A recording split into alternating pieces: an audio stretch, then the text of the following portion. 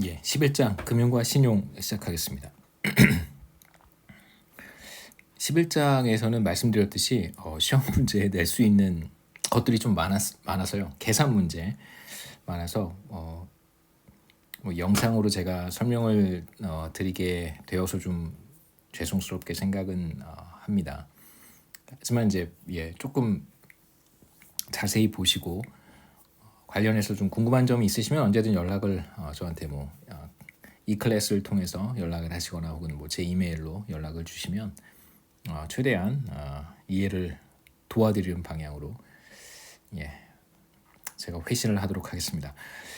금융 관련해서는 우리가 이제 금리를 알면 경제가 보인다라고 하는 주제로 한 섹션이 되어 있고요. 두 번째는 왜 금융시장은 다양하게 있을까? 두 번째 섹션인데 제 생각에 아마도 오늘 동영상의 분량을 생각해 보면 지금 한 40분 정도 영상을 정도여야 되지 않을까 이런 생각을 합니다. 또 너무 분량이 많으면 좀 학생들에게 부담이 될 수 있어서 그래서 전반부 금융이 무엇인지 금리는 무엇인지에 대한 이야기를 조금 하고 제 생각에는 이제 시험 범위를 일단 영상 마감할 때까지로 하겠습니다. 금융이라고 하는 것은 돈을 빌리고 빌려주는 것이 바로 금융이고요. 금융시장은 바로 돈을 빌리고 빌려주는 시장이라고 생각하시면 됩니다. 물론 이제 금융시장의 형태가 매우 다양하기 때문에 참여하는 어떤 사람들, 참여하는 금융기관들의 형태가 조금씩 달라서 매우 다양하게 보이겠지만 기본적인 목적은 결국은 자금을 조달하는 것입니다. 자금을 조달하고 필요한 자금을 조달해 주는 것, 이걸 이제 어려운 표현으로 파이낸스라고 얘기하는 것이죠. 금융제도 또는 금융 시스템이라고 하는 것은 금융기관들, 금융시장 그리고 제도를 총칭하는 말입니다. 그러니까 금융기관들이라고 하면 금융시장에 참여하는 일종의 플레이어들이겠죠. 참여자, 금융시장의 참가자들을 가리키는 것이고 수요 측이든 공급 측이든 그 다음에 금융시장을 생각해 볼 수 있고 만약에 이게 게임이라고 한다면 플레이어들과 플레이그라운드가 있어야 될 거고요. 그 다음에 제도는 룰이라고 하겠죠. 게임의 룰이라고 할 수 있습니다. 그래서 금융 시스템은 가계와 기업들이 갖고 있는 여유 자금이 부족하거나 혹은 굉장히 프로미싱한 투자 기회를 가지고 있는 또 다른 가계, 또 다른 기업들에게 흘러 들어갈 수 있도록 연결해주는 파이프라인과 같은 기능을 수행하는 것입니다. 그래서 금융 시스템이 잘 작동한다면 가장 좋은 성과를 낼 수 있을 것이라고 예상이 되는 그러한 가계와 기업들에게 우선적으로 자금이 투입이 될 거고요. 그렇다면 경제 전체로 봤을 때 경제 성장에 상당한 기여를 할 수 있을 것이라고 우리가 얘기할 수 있습니다. 두 번째, 금리는 무엇일까? 돈을 빌려 쓴 것에 대한 혹은 빌려준 것에 대한 대가로 지급받는 것, 빌려 쓴 것에 대한 대가로 지급하는 것이라고 얘기할 수 있는데요. 조금 더 정확하게 표현을 하면 사실 오늘 1억 원과 정확히 1년 뒤에 1억 원의 가치는 분명히 다를 거예요. 그래서 오늘 1억 원을 받을래? 아니면 정확히 1년 뒤에 1억 원을 받을래? 라고 물어보면 반드시 오늘 1억 원을 받겠다고 얘기를 해야 됩니다. 반드시 그렇게 얘기를 해야 되겠죠. 왜냐하면 1년 뒤에 1억 원은 현재 1억 원과 그 가치가 다르다는 것을 누구나 알고 있습니다. 조금 더 가까운 어떤 짧은 시간으로 생각해 본다면 아침에 일어났어요. 오늘 아침에 1억 원을 받을래? 아니면 저녁에 1억 원을 받을래? 라고 물어보면 지금 당장 아침에 1억 원을 받겠다고 얘기를 해야 됩니다. 짧은 시간이긴 하지만 아침에 1억 원과 저녁에 1억 원은 그 가치가 다르기 때문에 그런 것이죠.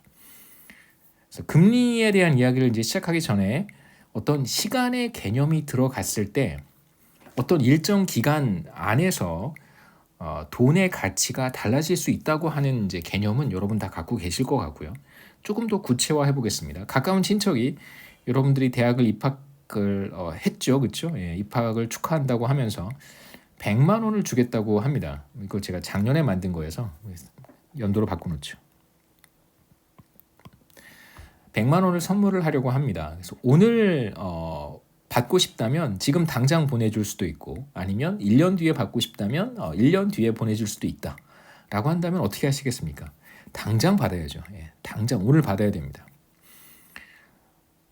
이거 제가 신문 어떤 그 신문에서 찾아 만화를 네 제가 여기 넣었는데요. 도토리를 오늘 받는 것이 좋을까요? 아니면 1년 뒤에 받는 것이 좋을까요? 당연히 오늘 받는 것이 좋습니다. 그 다음에 제가 아침 저녁으로도 말씀을 드렸는데요. 사육사가 원숭이에게 아침에 3개 저녁에 4개 주겠다라고 얘기를 하니까 원숭이가 막 화를 냈어요. 그러자 아저씨가 알았다. 그러면 아침에 4개 저녁에 3개를 주겠다라고 하니까 원숭이가 애정 표현을 했습니다. 아저씨는 음흉한 미소를 짓는 것 같아요. 제 생각에는 원숭이가 굉장히 스마트한 거죠. 아저씨가 이렇게 웃을 일이 아닌 것 같습니다. 아저씨 입장에서야 뭐 별 아무 상관이 없는 거죠, 그렇죠? 뭐 3개를 주든 4개를 주든 아침에 뭐 4개를 주고 저녁에 3개를 주든 아저씨 입장에서는 상관이 없는 거예요. 그러니까 하루에 2번만 주면 되니까 아저씨 입장에서는 무차별한 거지만 원숭이 입장에서는 다른 것이죠. 원숭이는 아침에 4개 받고 저녁에 3개 받는 것이 훨씬 좋습니다. 왜냐하면 만약에 우리도 똑같은 1억 원을 쪼개서 받는다고 생각해 보시죠. 아침에 6천만 원 받고 저녁에 4천만 원 받을래? 아니면 아침에 4천만 원 받고 저녁에 6천만 원 받을래라고 하면 당연히 이렇게 받아야죠. 아침에 6천 받고 저녁에 4천 받아야 됩니다. 왜냐하면 낮에 무슨 일이 생길지 모르잖아요. 정말 무슨 일이 생길지 모릅니다. 그래서 당연히 아침에 1억 원 받을래? 저녁에 제로 받을래? 이것과 A와 B 아침에 안 받고 저녁에 1억 받는 거 무엇이 더 좋냐고 물어보면 당연히 이게 더 좋은 거죠. 그러니까 조삼모사, 조사모삼이라고 하는 것은 조삼모사죠, 그렇죠? 아침에 3개, 저녁에 4개. 원숭이를 우습게 여길 것이 아니라 원숭이가 매우 그 스마트하다는 것을 물론 조삼모사에 대한 그 뭐 이야기는 원숭이를 사실 무시하는 거긴 한데 이게 경제학자들의 입장에서 보면 혹은 적어도 저의 입장에서 보면 원숭이가 스마트한 거죠. 도토리를 빌려주고 이자를 받을 수 있다면 원숭이가 사실 원숭이들 사이에서 도토리 거래를 할 수 있다면 사실 원숭이는 도토리 거래를 하고 싶었을 수도 있어요. 그래서 일단 아침에 4개를 받고 4개를 가지고 이렇게 누군가한테 빌려주고 나면 저녁에 이자 수입을 얻을 수 있잖아요. 그래서 3개 가지고 빌려줘서 이자를 얻는 것보다 4개를 굴려서 이자를 얻는 게 더 나을 테니까 조사모삼을 기대했을 수도 있다라고 보는 것이죠. 또 도토리를 빌려주고 이자를 받을 수 있다면 오늘 받는 것이 1년 뒤에 받는 것보다 훨씬 좋습니다. 그냥 간단하게 이제 돈의 개념을 우리가 이용하면 오늘 100만 원을 받아서 은행에 맡겨둔다면 1년 뒤에 100만 원 플러스 이자를 받게 되잖아요. 뭐 금리가 5%라고 하면 1년 뒤에 105만 원을 받을 수 있습니다. 그러면 가까운 친척이 지금 100만 원 줄까 아니면 1년 뒤에 105만 원을 줄까 이렇게 물어봐야 사실 맞는 것이죠. 적어도 지금 100만 원을 받아서 1년 동안 은행에 예금을 하면 105만 원을 받을 수 있을 테니까요. 그래서 오늘의 100만 원은 그 가치가 1년 뒤에 100만 원보다 더 크다고 얘기할 수 있습니다. 아침에 도토리 3개는 저녁에 도토리 3개보다 더 가치가 높아요. 그렇다면 가치가 높은 시간이 바로 현재니까 그리고 뭐 지금이 아침이라면 아침이니까 아침에 가능한 많이 받는 것이 좋은 것입니다. 100만 원을 은행에 맡기면 1년 뒤에 105만 원을 받을 수 있다고 해보죠. 그럼 우리가 간단한 뭐 계산을 하지 않아도 5만 원이 이자구나 뭐 쉽게 알 수 있겠죠. 그렇죠? 100만 원이 원금이고 5만 원이 이자입니다. 자, 이걸 조금 다르게 생각해 볼 필요가 있는데요. 이걸 좀 다르게 생각하는 훈련을 좀 해보시면 여러분들이 그 금융 상품에 대한 이해가 조금 더 깊어질 수 있습니다. 그러니까 뭐 단순히 우리가 돈을 얼마가 있어서 이걸 은행에 맡기면 이자를 얼마를 얻는다 이런 식의 사고는요, 그 금융 시장을 이해하는 데 별로 도움이 되지 않습니다. 거꾸로 생각하는 거예요. 특정 시점에 내가 얼마를 받게 된다 이렇게 생각하셔야 됩니다. 예를 들어서 1년 뒤에 내가 105만 원을 받을 수 있다 라고 한번 생각해 보시죠. 그러면 나는 이 금융상품에 얼마를 지불할 수 있을까? 거꾸로 생각하셔야 됩니다. 1년 뒤에 105만 원이에요. 그렇다면 나는 얼마를 지불할 수 있을까? 참고로 이게 이제 백그라운드 인포메이션이라고 생각하셔야 됩니다. 여러분이 100만 원을 은행에 지금 맡기면 1년 뒤에 105만 원을 받을 수 있어요. For sure. 예, 뭐 은행이 망하는 일은 없습니다. 그렇다면 1년 뒤에 105만 원을 for sure 받을 수 있는 어떤 금융 상품이 있다면 뭐 그게 예금일 수도 있고요. 뭐 채권일 수도 있고 뭐 펀드일 수도 있고 뭐 다 좋습니다. 1년 뒤에 105만 원을 받을 수 있어요. 그렇다면 이러한 금융 상품을 누군가 여러분에게 이거 1년 뒤에 105만 원 for sure 지급하는데 되게 안정적인 금융 상품이거든요. 요즘 뭐 이런 금융 상품이 어디 있어요. 이거 105만 원에 팔겠습니다라고 하면 절대 안 사죠. 그렇죠? 절대 안 삽니다. 지금 105만 원 내서 1년 뒤에 105만 원 받는 걸 못하러 사겠어요. 그렇죠? 그다음에 101만 원을 내라고 해도 이런 금융 상품을 사지 않습니다. 100만 원을 내라고 하면 뭐 그렇다면 뭐 또이또이니까 그렇죠? 내가 100만 원 가지고 예금을 하나 아니면 100만 원을 가지고 지금 이 금융 상품을 사나 또이또이니까 뭐 한번 생각해 보겠다라고 얘기할 수 있습니다. 근데 만약에 99만 원에 이러한 금융 상품을 판다면 그렇다면 뭐 당장 사야죠. 그렇죠? 당장 사야 됩니다. 이거 뭐 금융기관에서 판매하는 금융 상품이라면 뭐 여러분 아는 사람이 소개해 주는 뭐 그런 금융 상품 말고요. 그런 거 절대 하시면 안 됩니다. 이제 금리에 대해서 한번 생각해 보겠습니다. 100만 원을 은행에 맡기면 1년 뒤에 105만 원을 받을 수 있습니다. 그렇다면 제가 원금이 100만 원이고 이자가 5만 원이라고 했죠. 그렇죠? 우리가 금리 혹은 이자라고 하는 것을 현재 100만 원과 미래의 100만 원 사이의 교환 비율이라고 정의를 합니다. 그래서 이자율 혹은 금리라고 하는 것은 오늘의 100만 원이 정확히 1년 뒤에 얼마의 금액과 교환될 수 있는가를 보여주는 교환 비율이다라고 정의합니다. 그래서 사실상 시간의 개념이 들어가 있는 것이죠. 자, 구체적으로 보겠습니다. 오늘 100만 원은 1년 뒤에 얼마와 시장에서 맞바꿀 수 있냐면 정확히 105만 원과 맞바꿀 수 있습니다. 물론 이제 금리가 다양하니까 뭐 지금 제가 말씀드린 금융 상품은 이자 5만 원짜리 주는 금융 상품인 거고요. 뭐 6만 원 주는 것도 있고 뭐 3만 원 주는 것도 있고 다양할 수 있잖아요. 근데 그냥 뭐 평균적으로 5만 원이다라고 생각해 보시죠. 아니면 그냥 이자율 딱 하나만 존재한다라고 생각해도 뭐 그렇게 나쁜 가정은 아닙니다. 그러면 오늘의 100만 원이 정확히 1년 뒤에 105만 원과 맞바꿀 수 있겠죠. 그래서 분모에 100을 쓰고 분자에 105를 씁니다. 그럼 사실 이게 0.05는 아니죠. 1.05인데요. 제가 왜 이렇게 썼는지 모르겠습니다. 1.05. 네. 100분의 105는 1.05니까요. 여기서 그냥 1을 빼고 이 바로 소수점 이하 0.05, 이 5가 5%가 되겠죠. 5%가 바로 교환 비율이고 이게 이자율입니다. 1.05라고 해도 괜찮고요. 사실 5%의 이자율이라고 하는 것은 그러니까 우리가 순 넷이라고 표현하죠. 순 수익률이고요. 그러니까 100만 원 투자하면 내수로 계산했을 때 5만 원을 추가로 버는 거잖아요.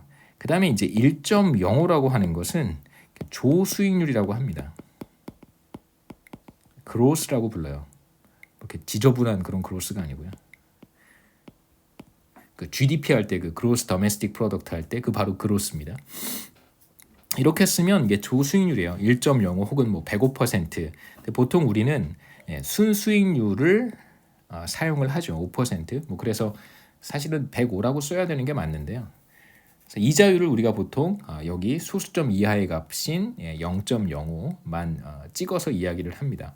그래서 오늘의 100만 원이 1년 뒤에 얼마의 금액과 교환될 수 있는가를 보여주는 교환 비율이 바로 이자율입니다. 혹은 금리입니다. 그러니까 금리와 이자율은 보통 같은 용어인데요. 굳이 이 둘을 구분하자고 한다면 이게 그 짧게 빌리고 빌려줄 때의 이자율을 보통 금리라고 해요. 그러니까 하루 동안 일수라고 보통 부르기도 하죠, 그렇죠? 네, 어둠의 시장, 어둠의 금융시장에서 거래가 되는 하루 빌리고 빌려주는 그런 돈을 일수라고 하는데 그런 게 금리죠, 그렇죠? 짧은 시간 동안 비교적 짧은 시간 짧은 기간입니다. 죄송합니다. 짧은 기간 빌리고 빌려줄 때 적용되는 이자율을 보통 우리가 금리라고 합니다. 그래서 금리는 뭐 이자율과 같은 말이긴 한데 굳이 구분하자면 비교적 그 기간이 짧은 것, 뭐 하루, 일주일, 뭐 적어도 한 3개월 이내의 이자율을 보통 우리가 금리라고 하고요. 그거보다 조금 더 길어지면 이자율이라고 부르는 경향이 있습니다. 그 다음에 이제 우리가 이자율에 대한 개념을 이해했다면 현재 가치를 좀 볼 필요가 있는데요. 그래서 아마 제 생각에는 현재 가치 내용까지 커버를 하면 이번 학기 시장과 경제 활동을 성공적으로 마무리했다고 스스로 평가할 수 있을 것 같습니다. 현재 가치에 대한 소개를 할 텐데요. 혹시 뭐 경영학과에서 재무 관련된 수업을 들은 학생들에게는 그렇게 부담스러운 내용이 아니겠지만 아마 이 관련 내용을 처음 접하는 학생들에게는 조금 어려울 수 있어서 제가 가능한 상세하게 말씀을 드릴 거고요. 혹시 이 부분을 영상을 통해서 보신 다음에 잘 이해가 안 된다면 뭐 언제든 저한테 연락을 하시기 바랍니다. 제가 여러분이 이해될 때까지 설명을 해드리겠습니다. 이자율이 5%라고 한번 가정을 해보죠. 그러면 오늘 100만 원과 1년 뒤 105만 원 사이에는 이러한 관계가 있습니다. 그래서 100에다가 1.05를 곱하면 되겠죠. 이자율이 0.05가 되고요. 5%니까. 그래서 100만 원은 그냥 편의상 100이라고 썼습니다. 그러면 100에다가 이렇게 곱하면 원금이 되는 거고요. 100 곱하기 1은 원금이고 100 곱하기 0.05가 이자가 되는 거죠. 바로 5만 원입니다.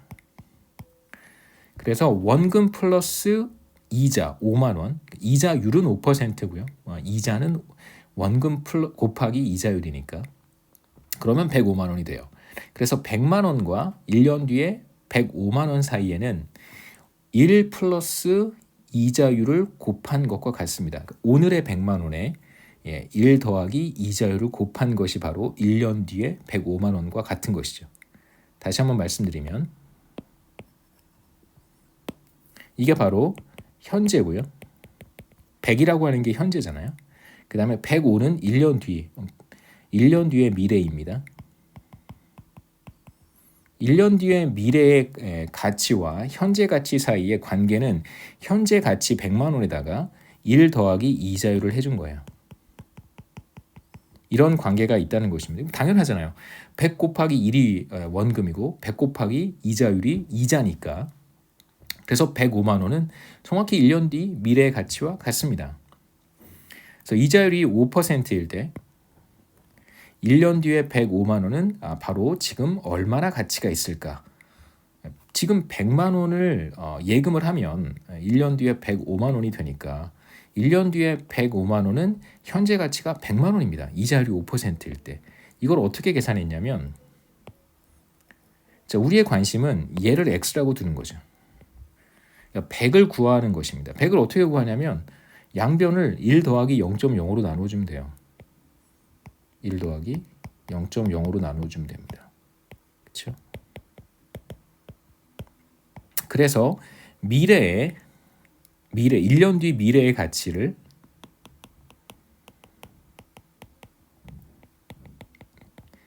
원 플러스 이자율로 나누어주면 바로 현재의 가치가 됩니다.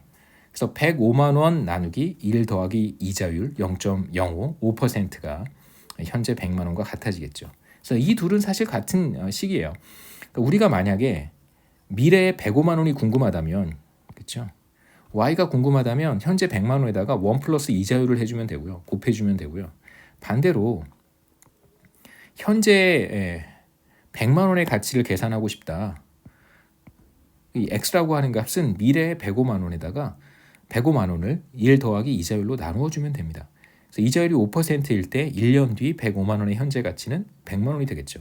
왜냐하면 이자율이 5%니까 100만 원에다가 1 더하기 0.05를 곱해주면 그게 미래의 가치가 되고요.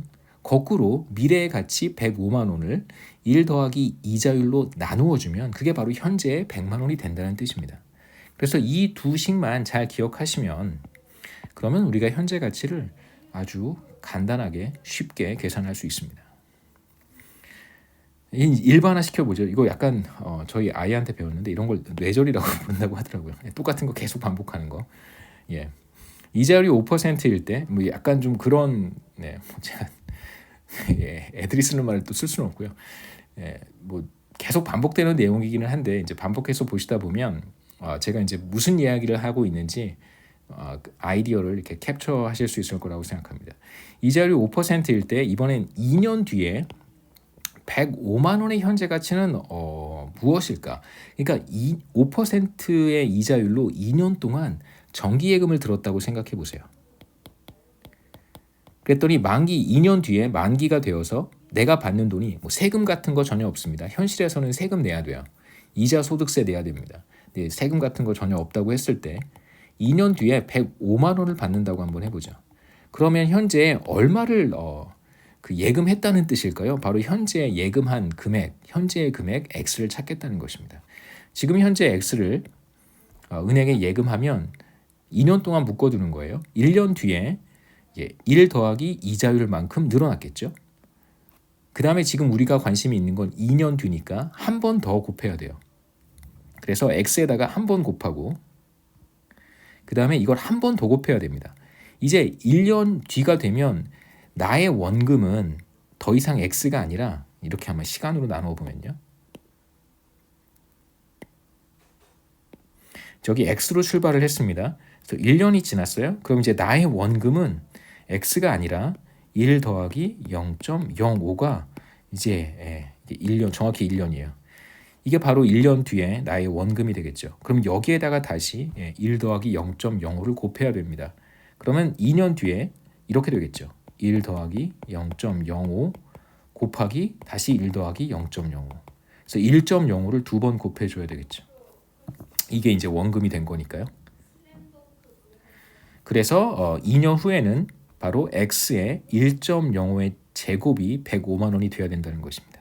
그래서 우리가 풀어야 되는 식은 바로 이 식이죠. 그렇죠? 이 식을 풀어서 X 값을 찾는 것입니다. 그러니까 미래에 이자율이 5%고요. 2년 뒤에 105만 원의 현재 가치는 얼마일까라고 하는 말은 지금 얼마를 예금해야 2년 뒤에 이자율이 5%일 때 2년 뒤에 105만 원을 돌려받을 수 있을까? 뭐 그 뜻이죠. 그 뜻이죠. 그래서 간단하게 계산하면 됩니다. 양변을 1.05의 제곱으로 나누어 주면 돼요. 이렇게. 그러면 우리가 2년 뒤에 105만 원의 현재 가치를 계산한 것이 됩니다. 2년 뒤 이자율이 5%일 때 2년 뒤 105만 원의 현재 가치가 바로 이 값이죠. 그렇죠. 여기 105만 원 여기 있고요. 이자율 여기 있고요. 그 다음에 제가 뭐 색깔별로 마킹을 했어요. 제곱은 여기 있습니다. 2년이니까 제곱해 주는 거죠. 한 번 더 해보겠습니다. 3년. 네. 달라지는 건 없겠죠. 3년 뒤 105만 원의 현재 가치니까 지금 얼마를 예금해야 3년 동안 이자율이 5%일 때 정확히 3년 뒤에 내가 105만 원을 돌려받을 수 있을까? 지금 예금해둬야 되는 금액을 찾으시오 이런 뜻입니다. 그러면 이렇게 되겠죠. 그렇죠? 1년, 2년, 3년이니까요. 한 기간, 두 기간, 세 기간이 돼야 돼요. 둘, 셋. 그렇죠? 그럼 이제 X 1년 뒤에 얘가 1 더하기 0.05니까 1.05가 원금이 될 거고 얘가 다시 1년 동안 은행에 있어야 되니까 1.05의 제곱이 될 거고요. 또 1년 동안 더 있어야 되니까 X의 1.05의 3승이 되겠죠. 이게 바로 105만 원과 같아진다는 뜻입니다. 그러면 X를 어떻게 찾을 수 있는가? 앞의 식이랑 똑같겠죠. 그렇죠? 미래 가치, 3년 뒤 미래 가치인 105만 원을 1.05의 3승으로 나누어 주면 됩니다. 여기서 0.05가 이자율이고요. 그 다음에 3승은 3년 동안 묶어놨다는 뜻이죠. 그렇죠? 3년 뒤에 현재 가치니까 3승을 하면 됩니다. N년이라고 한번 제가 해봤는데요. 일정 무한대는 아니고 어떤 특정 시점 뭐 10이 될 수도 있고 20이 될 수도 있습니다. 20년 뒤, 뭐 30년 뒤에 105만 원의 현재 가치는 얼마일까? 마찬가지겠죠. 예, n 기간 동안 묶어두는 것이니까 당연히 현재 x만큼을 내가 예금을 하면 이자율이 1.05고요. 기간은 n 기간입니다. 그러고 나면 이게 105만 원이 된다는 거잖아요. 1.05를 n번 곱한 것과 같습니다. 1년 뒤면 1.05를 한 번 곱한 거고요. 2년 뒤면 1.05를 두 번 곱한 거고 n년이면 1.05를 n번 곱한 것이죠. 그래서 우리가 구해야 되는 것은 지금 현재 얼마를 예금해야 정확히 n년 뒤에 105만 원을 돌려받을 수 있을까? 이자율이 5%일 때. 그럼 x는 당연히 n년 뒤에 105만 원을 1 더하기 이자율 n승으로 나누어주면 되겠죠. 이게 바로 n년 뒤에 105만 원의 현재 가치가 됩니다. 마찬가지로 0.05가 이자율이고요. 그 다음에 n승은 n년 뒤를 가리키는 것입니다. 이렇게 해서 미래의 어떤 시점에 금액이 주어지면 우리가 이자율만 알 때, 그 다음에 이자율과 n만 알면 되겠죠. 그러면 이제 그걸 현재 가치로 환산할 수 있습니다. 그 다음에 이제 105만 원 대신에 제가 이걸 문자로 바꿨습니다. y. 그러니까 현재 x를 몇 년 동안 묶어두냐면 이자율 5%로 n년 동안 묶어두는 거예요. 1.05에 n승을 하면 이게 정확히 y가 된다는 것이죠. 그러면 x는 얼마일까? 계산은 똑같습니다. 이제 105만 원 대신에 이게 아까 105였었는데요. 그러니까 미래의 y라고 하는 금액 그냥 문자로 바꿨을 뿐이에요. 그러면 이렇게 계산하면 되겠죠. 5%일 때. 그 다음에 이제 이자율도 우리가 바꿀 수 있겠죠. 이자율을 여기서 5%라고 하지 않고 R이라고 했습니다. 이자율이 변할 수 있잖아요. 3%일 수도 있고 4%일 수도 있고 5%일 수도 있습니다. 그렇다면 어떻게 될까? 당연히 여기 0.05 대신에 R만 써주면 되겠죠. 그래서 지금 여러분들이 보는 이 식이 바로 일반화한 표현입니다. 이자율이 R일 때 n년 뒤 Y의 현재 가치는 얼마일까? 이렇게 계산하면 되겠죠. 간단합니다. 여러분 이걸 이해만 하시면 되고요. 제가 기말 시험 볼 때도 취식 같은 거 가지고 올 수 있으니까 필요하면 공식 같은 거 적어 오셔서 계산하는데 도움이 좀 됐으면 좋겠습니다. 그리고 이제 우리가 계속해서 R을 이자율이라고 불렀는데요. 그러니까 미래의 어떤 시점에서 얼마의 가치가 현재로 왔을 때는 얼마가 되는가를 계산을 할 때 반드시 이자율을 알아야 된단 말이에요. 그런데 이제 이때 이자율을 보통 우리가 많이 사용을 하는데 이 이자율을 보통 할인율이라고 부릅니다. 그러니까 현재 가치를 계산을 할 때 10년 뒤 1억 원의 현재 가치는 얼마인가? 이런 질문을 제가 여러분들에게 던졌다고 한번 해보죠.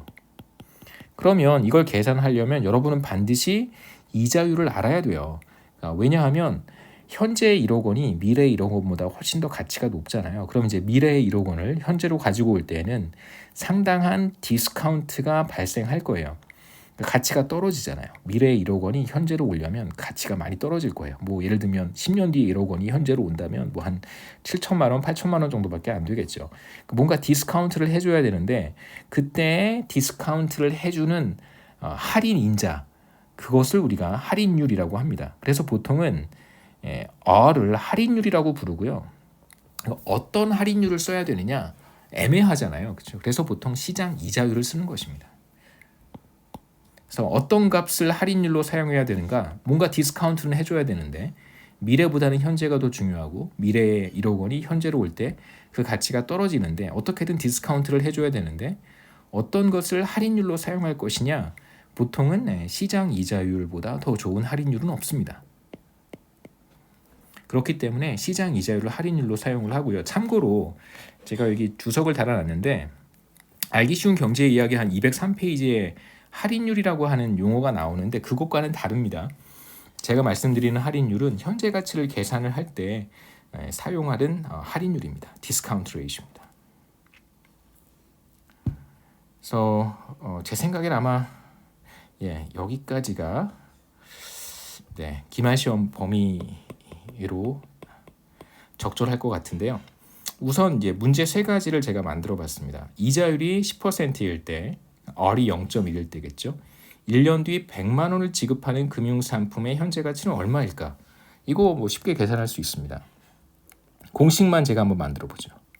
이자 R이 0.1일 때 1년 뒤 얼마죠?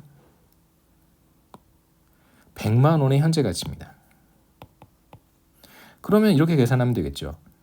100 나누기 1 플러스 R이 0.1이잖아요. 그 다음에 1년이니까 1승만 하면 됩니다. 얘는 100 나누기 1.1이 되겠죠. 이런 식으로 계산하면 된다는 거고요. 두 번째 문제 한번 보시죠. 이자율이 마찬가지로 10%일 때 3년 뒤 100만 원을 지급하는 금융상품의 현재 가치는 얼마인가? 3년 뒤 100만 원이에요. 그러면 이렇게 계산하면 되겠죠. 두 번째 문제.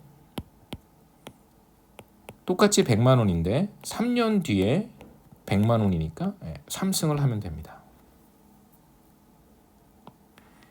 마지막은 이자율이 10%일 때 1년 뒤에 100만 원 주고 2년 뒤에도 100만 원을 지급하고 3년 뒤에도 100만 원을 지급하는 금융상품의 현재 가치는 얼마일까? 그러니까 1년 뒤부터 100을 나눠서 3번씩 주는 거예요. 그러면 이거는 그 300만 원보다는 좀 싸야 되지 않을까? 이렇게 생각할 수 있겠죠. 100을 주는 거예요. 그러니까 지금 우리는 여기에 있고요. 1년 뒤에 100만 원 받고 또 1년 뒤에 100만 원 받고 또 1년 뒤에 100만 원을 받습니다. 그러면 당연히 이건 300만 원보다 싸야죠. 지금 내가 300만 원을 가지고 있는 게 더 좋을까? 아니면 1년 뒤에 100 받고 2년 뒤에 또 100을 받고 3년 뒤에 또 100을 받는 것이 좋을까라고 물어보면 지금 당장 300을 받는 것이 훨씬 좋습니다. 그렇다면 이러한 금융상품은 300만 원보다는 그 값이 낮을 거예요. 적을 거예요. 그래서 어떻게 계산하냐면 얘를 현재로 가지고 와야 되고요. 그래서 1.1로 나누어 주면 되겠죠. 그 다음에 얘도 현재로 가지고 와야 됩니다. 얘는 2기간 뒤니까 1.1에 제곱으로 나누어 주면 되고 그 다음에 얘는 3기간 뒤에 있으니까 1.1에 3승으로 나누어 주면 됩니다. 그 다음에 다 더하면 되겠죠. 이렇게 하는 것입니다. 3번 문제는 이 100은 1.1로 나누어 주고요. 더하기 두 번째 100은 1.1에 제곱으로 나누어 주고 3년 뒤에 받는 100만 원은 1.1에 3승으로 나누어 주면 됩니다. 그게 바로 1년 뒤부터 3년 내리 스트레이트로 100만 원씩을 지급하는 금융상품의 현재 가치가 되겠죠. 그래서 이렇게 계산하면 됩니다. 그래서 세 가지 제가 이그젬플을 보여드렸고요. 제 생각에는 이번 학기 시장과 경제활동 시험 범위는 여기까지로 하면 좋을 것 같습니다.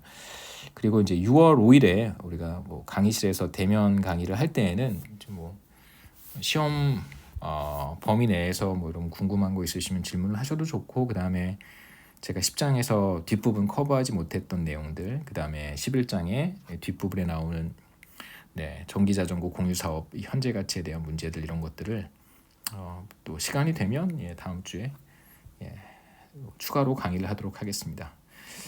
그래서 이 영상을 아마 마지막으로 보는 학생들에게는 한 학기 동안 고생하셨고 마지막 과제에 또 있으니까요. 마지막까지 잘 부탁드리겠습니다.